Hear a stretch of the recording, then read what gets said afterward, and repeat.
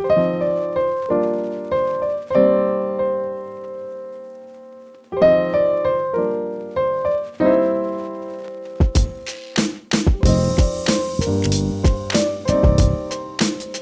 har vi Alan Parsons, mannen som har laget Dark Side of the Moon, Beatles Abbey Road som tekniker, og du kjenner sikkert til The Alan Parsons Project fra 80-tallet.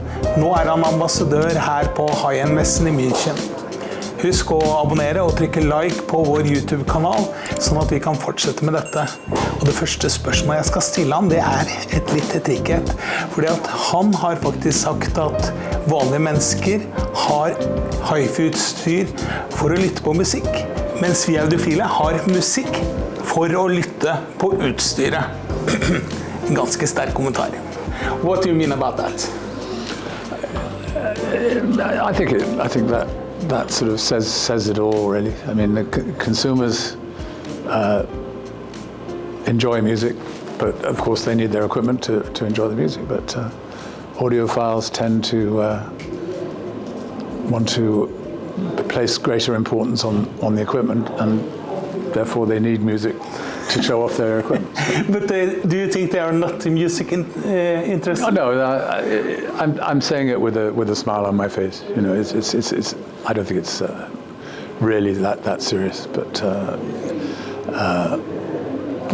I remember seeing a cartoon once of a guy walking into a room and, you know, play me some music, and he says, I don't need to play anything. I can see that it's perfect. You have quite ordinary hi-fi equipment at home?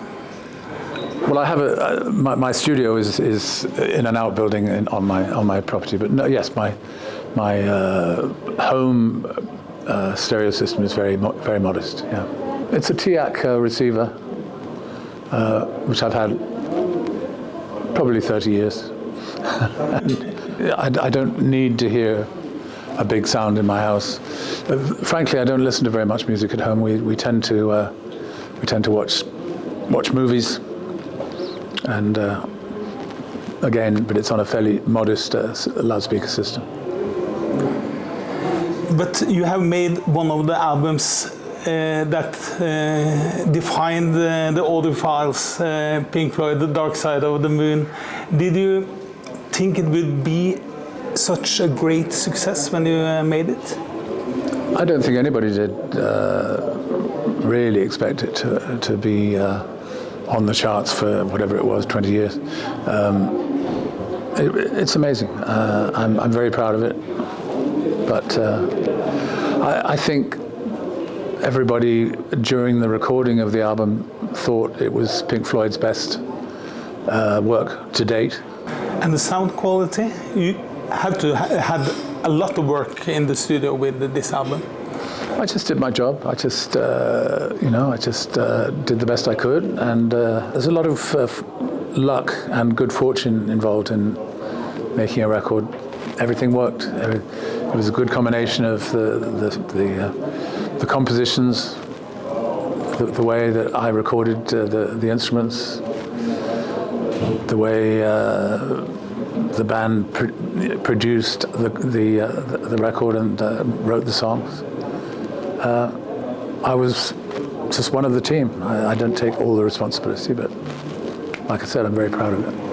And then you moved on to be an artist yourself with great success with Alan Parsons Project, where you're also very involved in creating a soundscape almost. How much do you think? Again, it was kind of doing a job. I mean, I wasn't just an engineer. I was, in the case of the Alan Parsons Project, a songwriter and producer as well.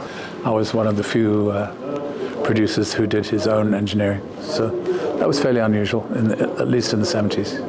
It was just a very,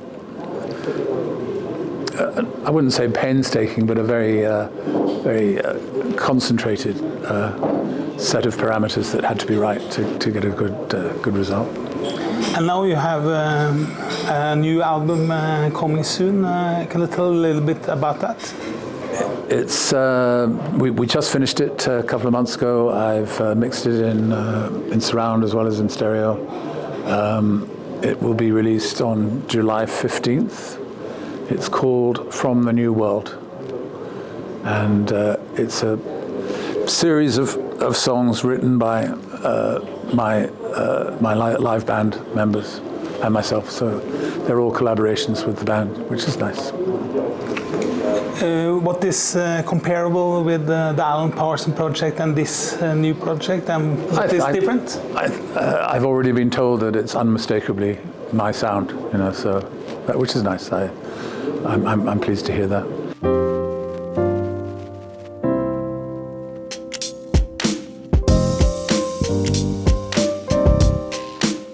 How is it to be an ambassador of the high-end show? I'm very honoured, very glad to be considered for this role.